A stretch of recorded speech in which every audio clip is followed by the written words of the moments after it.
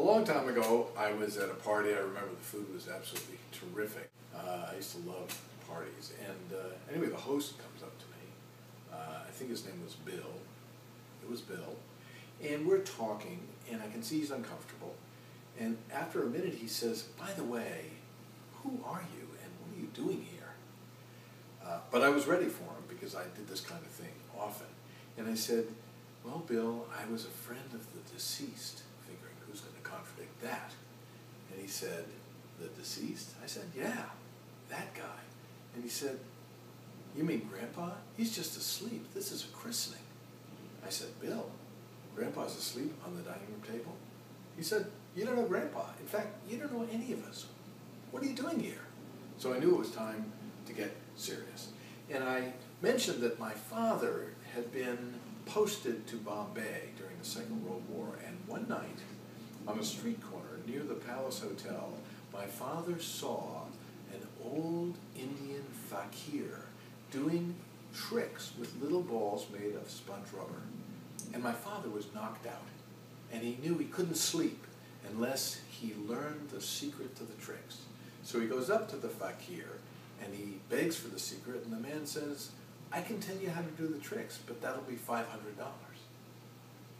So my father walks away laughing, but the next night he's back with the money because he's had a sleepless night, and he knows that it's either pay the man or endure a lifetime of insomnia. So the fakir takes the money, and he says, "Well, okay, I'll show you. The first trick is like this. We're going to put the sponge ball in the left hand. We're going to make it vanish by doing two simple things. First, we're going to warm the palm of the hand like that to kind of relax the molecules. And then, when the ball is in the fist, we're going to blow on the hand. And the other tricks are just as easy when you know how." So, fine. War's over, and my father comes back home and sits down with his then-girlfriend and says, "I have learned the most marvelous tricks." And she says, "How much did you pay?" Because she knew him very well.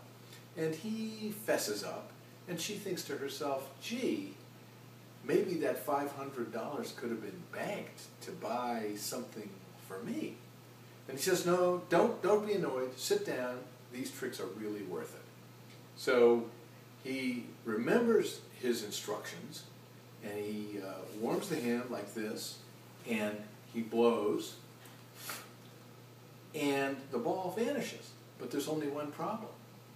The girlfriend is not impressed. So now the heat's on. He's really got to justify the $500 expenditure, and he moves on to the next trick, which is called the Bombay squeeze. You put the balls in this hand, and you just give them a little squeeze like this, and one of the balls jumps up to the crook of the arm. So now the girlfriend's a little impressed, and so he's pleased, and he does it again. There we are, and she says, "But can you make it go the other way, from the crook of the arm to the hand?" And he says, "Like that?" He's teasing her, and she says, and he says, "Oh, you mean by magic? Here, I can do it. Watch." So she's even a little more impressed, and she says, "Can you do it from the pocket?" He says, "I can do it from the pocket with one hand behind my back." And she said, "I hope you have a big finish." He said, "What do you mean big finish? It's a ball." Well, she's kind of disappointed, but he says, "Maybe you wanted one of these." And he produces the diamond. They get engaged. She becomes my mother, and Bill, that's how come I'm here.